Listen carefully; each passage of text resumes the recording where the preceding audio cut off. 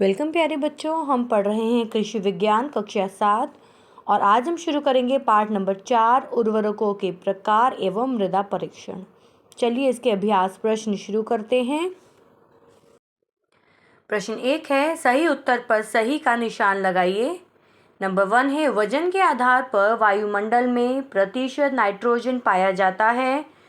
तो बच्चों यहाँ 4 ऑप्शंस दिए गए हैं। क है 60, ख 70, ग है 78 और घ है 90। तो बच्चों वजन के आधार पर वायुमंडल में जो प्रतिशत नाइट्रोजन पाया जाता है वह है 78%। चलिए सेकंड है, अमोनियम सल्फेट में प्रतिशत नाइट्रोजन की मात्रा पाई जाती है। अब यहाँ पर अमोनियम सल्फेट में पूछा गया है, तो इसमें जो प्रतिशत नाइट्रोजन की मात्रा है वह है 20%। ख ऑप्शन सही है। नंबर 3 है, सिंगल सुपर फॉस्फेट में प्रतिशत फास्फोरस की मात्रा पाई जाती है। ख ऑप्शन सही है, 16%। नंबर 4 है, म्यूरेट ऑफ पोटाश में प्रतिशत पोटेशियम की मात्रा पाई जाती है। यहाँ 4 ऑप्शंस हैं, क 40, ख 50, ग 60 और घ है 70। तो बच्चों म्यूरेट ऑफ पोटाश में जो प्रतिशत पोटेशियम की मात्रा पाई जाती है वह है 60%। नंबर 5 है, जटिल उर्वरक प्रकार के होते हैं। कितने प्रकार के होते हैं जटिल उर्वरक? क है 2, ख 3, ग 4 और घ है 5। तो बच्चों ये होते हैं 3 प्रकार के।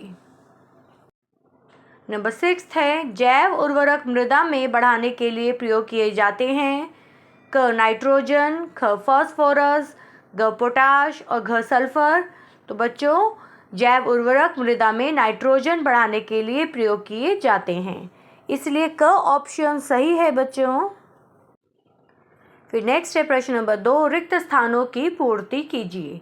नंबर 1 है, मृदा वायु में वजन के आधार पर नाइट्रोजन की डैश प्रतिशत मात्रा पाई जाती है। तो बच्चों यहाँ ब्रैकेट में 2 ऑप्शंस हैं, एक है 59 और दूसरा है 79। तो इन दोनों में से जो सही ऑप्शन है वह है 79%। सेकंड है, यूरिया में नाइट्रोजन की डैश प्रतिशत मात्रा पाई जाती है। इसका आंसर है 46%। फिर नेक्स्ट है नंबर 3, डाई कैल्शियम फॉस्फेट में फॉस्फोरस की डैश प्रतिशत मात्रा पाई जाती है, 32%। नंबर 4, पोटेशियम सल्फेट में पोटाश की डैश प्रतिशत मात्रा पाई जाती है, 48%। नंबर 5, मिश्रित उर्वरक डैश होता है, सस्ता। नंबर 6 है, राइजोबियम बैक्टीरिया मृदा में डैश स्थिर करता है, नाइट्रोजन। नंबर 7, मृदा परीक्षण उर्वरता निर्धारण करने की एक डैश विधि है, रासायनिक। प्रश्न नंबर 3 है, निम्नलिखित में स्तंभ क को स्तंभ ख से सुमेल कीजिए। तो बच्चों यहाँ स्तंभ क और स्तंभ ख हैं, इन्हें हमें मिलान करना है। नंबर 1 पर है कंपोस्ट कार्बनिक खाद। नंबर 2 है डाई अमोनियम फॉस्फेट जटिल उर्वरक। नंबर 3 है सूक्ष्म जीव कल्चर जैव उर्वरक। नंबर 4 है मृदा परीक्षण उर्वरता निर्धारण। नंबर 5 है नाइट्रोजन स्थिर करने वाली गांठें दलहनी फसलें। और नंबर 6 है सिंगल सुपर फॉस्फेट अकार्बनिक उर्वरक। बढ़ते हैं प्रश्न 4 की तरफ। निम्नलिखित कथनों में सही तथा गलत का निशान लगाइए। नंबर 1 है यूरिया फॉस्फेटिक उर्वरक है, ये गलत है। नंबर 2 है नाइट्रोजन को कृषि की मास्टर कुंजी कहा जाता है, ये गलत है। 3 है रॉक फॉस्फेट में 20 से 40% फास्फोरस पाया जाता है, ये बिल्कुल सही है बच्चों। नेक्स्ट है नंबर 4, फास्फोरस वायुमंडल से बैक्टीरिया द्वारा नाइट्रोजन को मृदा में स्थिर करने में सहायता करता है, बिल्कुल सही है। नंबर 5 है पोटाश पौधों की जड़ों एवं तना को मजबूत बनाता है, ये भी बिल्कुल सही है। नंबर 6 है मृदा नमूना छायादार स्थानों से एकत्रित किया जाता है, तो ये गलत है बच्चों। चलिए बच्चों अब बढ़ते हैं प्रश्न उत्तर की तरफ। प्रश्न नंबर 5 है, इसी में खाद को परिभाषित कीजिए। आंसर है इसका कार्बनिक पदार्थ, जिससे पौधों के लिए आवश्यक पोषक तत्वों की पूर्ति की जाती है, खाद कहलाते हैं। उदाहरण गोबर की खाद, हरी खाद इत्यादि। नेक्स्ट है प्रश्न नंबर 6, नाइट्रोजन उर्वरक का वर्गीकरण कीजिए। उत्तर है नाइट्रोजन उर्वरकों का वर्गीकरण इस प्रकार से है। रासायनिक रूप के आधार पर नाइट्रोजन उर्वरकों को निम्न वर्गों में बांटा गया है। नंबर 1 नाइट्रेट उर्वरक, नंबर 2 अमोनियम उर्वरक, नंबर 3 है अमोनियम और नाइट्रेट उर्वरक, नंबर 4 नाइट्रोजन घोल और नंबर 5 है एमाइड उर्वरक। नेक्स्ट है प्रश्न नंबर 7, मृदा में नाइट्रोजन की कमी का पौधों पर प्रभाव बताइए। आंसर है मृदा में नाइट्रोजन की कमी से पौधों की बढ़वार रुक जाती है, पौधों की पत्तियां पीली हो जाती हैं, फल छोटे छोटे हो जाते हैं और पकने से पहले ही गिर जाते हैं। प्रश्न नंबर 8 है फॉस्फेटिक उर्वरकों का वर्गीकरण कीजिए। आंसर है फॉस्फेटिक उर्वरकों का वर्गीकरण इस प्रकार से है। घुलनशीलता के आधार पर इन्हें 3 वर्गों में बांटा गया है। नंबर 1 जल में घुलनशील, इसमें है number 1 single super phosphate, second है मोनो अमोनियम फॉस्फेट। दूसरा वर्ग है साइट्रेट घुलनशील, इसमें है number 1 die calcium phosphate, number 2 है बेसिक स्लैग। तीसरा वर्गीकरण है अघुलनशील, इसमें नंबर 1 है रॉक फॉस्फेट और नंबर 2 है हड्डी का चूरा। प्रश्न नंबर 9 है पोटाश का पौधों पर क्या प्रभाव होता है।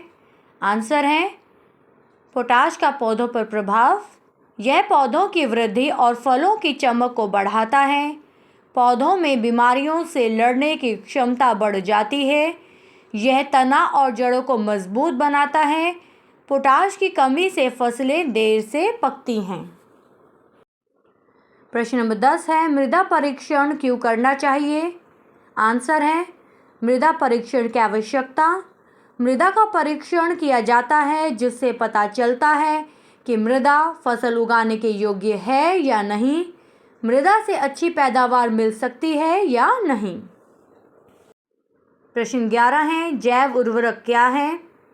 आंसर है इसका जैव उर्वरक सूक्ष्म जीव कल्चर होते हैं जो प्रायः मृदा में नाइट्रोजन की मात्रा बढ़ाने के लिए प्रयोग किए जाते हैं। कुछ सूक्ष्म जीव कल्चर पौधों के लिए फास्फोरस की प्राप्यता को बढ़ाने के लिए प्रयोग किए जाते हैं और कुछ कार्बनिक पदार्थ को शीघ्रता से सड़ाने के लिए प्रयोग किए जाते हैं। प्रश्न 12 है नाइट्रोजन उर्वरकों का वर्गीकरण करके पौधों के लिए इनका महत्व लिखिए। आंसर है नाइट्रोजन उर्वरकों का वर्गीकरण रासायनिक रूप के आधार पर नाइट्रोजन उर्वरकों को निम्न वर्गों में बांटा गया है। नंबर 1 है नाइट्रेट उर्वरक, नंबर 2 है अमोनियम उर्वरक, नंबर 3 है अमोनियम और नाइट्रेट उर्वरक, नंबर 4 है नाइट्रोजन घोल, नंबर 5 है एमाइड उर्वरक। अब नेक्स्ट है पौधों के लिए नाइट्रोजन उर्वरकों का महत्व देखेंगे। नाइट्रोजन उर्वरक मिट्टी में नाइट्रोजन की कमी को पूरा करता है जो पौधों को निम्न प्रकार से प्रभावित करता है। नाइट्रोजन पौधों की वृद्धि में सहायता करता है, पौधों में कार्बोहाइड्रेट की मात्रा बढ़ाता है, अनाजों के उत्पादन और प्रोटीन की मात्रा में वृद्धि करता है, मृदा में नाइट्रोजन की कमी से पौधों की बढ़वार रुक जाती है। प्रश्न नंबर 13 है फॉस्फेटिक उर्वरकों का वर्गीकरण कीजिए एवं फास्फोरस का पौधों पर प्रभाव का वर्णन कीजिए। आंसर है इसका फॉस्फेटिक उर्वरकों का वर्गीकरण घुलनशीलता के आधार पर इन्हें 3 वर्गों में बांटा गया है। नंबर 1 जल में घुलनशील, नंबर 1 है इसी में single super phosphate, mono ammonium phosphate, number 2 है साइट्रेट घुलनशील, इसमें आते हैं number 1 die calcium phosphate, number 2 है बेसिक स्लैग, थर्ड कैटेगरी है अघुलनशील, इसमें आते हैं नंबर 1 रॉक फॉस्फेट और नंबर 2 है हड्डी का चूरा। फास्फोरस का पौधों पर प्रभाव है फास्फोरस के कारण पौधों की वृद्धि अच्छी और शीघ्रता से होती है। प्रश्न नंबर 14 है, पोटैशियम उर्वरकों का वर्गीकरण करते हुए पोटाश के महत्व का वर्णन कीजिए। आंसर है बच्चों, पोटैशियम उर्वरकों का वर्गीकरण देखेंगे। पोटैशियम उर्वरकों को 2 समूहों में बांटा गया है। इसी में नंबर 1 है पोटैशियम उर्वरक जिनमें क्लोराइड लवण उपस्थित होते हैं। इस समूह का मुख्य उर्वरक म्यूरेट ऑफ पोटाश या पोटेशियम क्लोराइड है। नंबर 2 है पोटैशियम उर्वरक जिनमें क्लोराइड लवण उपस्थित नहीं होते हैं। इस समूह का मुख्य उर्वरक पोटेशियम सल्फेट है। पोटाश का महत्व देखेंगे। यह पौधों की वृद्धि तथा फलों की चमक को बढ़ाता है। पौधों में बीमारियों से लड़ने की क्षमता बढ़ जाती है। यह तना और जड़ों को मजबूत बनाता है। पोटाश की कमी से फसलें देर से पकती हैं। तो ये था बच्चों पोटाश का महत्व। नेक्स्ट है प्रश्न नंबर 15, जैव उर्वरक का वर्गीकरण कीजिए तथा जैव उर्वरक के प्रयोग करने की विधि का वर्णन कीजिए। तो बच्चों सबसे पहले हमें जैव उर्वरक का वर्गीकरण करना है। इन्हें निम्न 3 वर्गों में विभाजित किया गया है। क है नाइट्रोजन स्थिर करने वाले जैव उर्वरक। ख फास्फोरस को घुलनशील बनाने वाले जैव उर्वरक। ग है कार्बनिक पदार्थ को सड़ाने वाले जैव उर्वरक। अब आगे है जैव उर्वरक के प्रयोग करने की विधि। राइजोबियम कल्चर के लिए 100 से 200 ग्राम गुड़ को 1 लीटर पानी में गर्म करके घोल बना लेते हैं। 200 ग्राम कल्चर गुड़ के घोल में मिलाते हैं। इस मिश्रण को 1 हेक्टेयर में प्रयोग किए जाने वाले बीज के साथ मिलाते हैं और 30 मिनट के लिए छोड़ देते हैं। इस प्रकार शोधित बीज को छाया में सुखाकर खेत में बो देते हैं। तो बच्चों ये है जैव उर्वरक के प्रयोग करने की विधि। आगे बढ़ते हैं प्रश्न नंबर 16 की तरफ। मिश्रित उर्वरक से आप क्या समझते हैं? मिश्रित उर्वरक के लाभ एवं हानियों को समझाइए। तो सबसे पहले हमें मिश्रित उर्वरक की परिभाषा देखनी है। 2 या 2 से अधिक उर्वरकों के मिश्रण को जिसमें 2 या 2 से अधिक पोषक तत्व उपस्थित हों मिश्रित उर्वरक या उर्वरक मिश्रण कहते हैं। अब हैं इसके लाभ। नंबर 1 है मिश्रित उर्वरक सस्ता होता है। नंबर 2 इनसे पैदावार बढ़ जाती है। नंबर 3 किसान बिना किसी परेशानी के इसका प्रयोग कर सकता है। नेक्स्ट है हानियाँ। नंबर 1 है जब मृदा में केवल 1 या 2 तत्वों की कमी हो तब मिश्रित उर्वरक का प्रयोग लाभकारी नहीं होता है। और नंबर 2 है मिश्रित उर्वरक में एक तत्व की अधिकता होती है जबकि दूसरे तत्व की कमी होती है। नेक्स्ट है प्रश्न नंबर 17, जैव उर्वरक के लाभ लिखिए। आंसर है जैव उर्वरक के लाभ। नंबर 1 है जैव उर्वरक से भूमि की उर्वरता बढ़ती है। नंबर 2 वायुमंडल नाइट्रोजन के स्थिरीकरण में सहायक होता है। नंबर 3 जैव पदार्थों को तीव्रता से सड़ाने में सहायक होता है। नंबर 4 है भूमि की जल धारण क्षमता को बढ़ाता है। नंबर 5 फसलों की उपज बढ़ाने में सहायक होता है। और नंबर 6 है पर्यावरण संतुलन बनाए रखने में सहायक होता है। तो बच्चों ये था लास्ट प्रश्न इस चैप्टर का और इसी के साथ ये पार्ट यहीं कंप्लीट होता है। मिलते हैं एक नई वीडियो के साथ। वीडियो पसंद आई हो तो लाइक शेयर और सब्सक्राइब ज़रूर करें। थैंक यू बच्चों।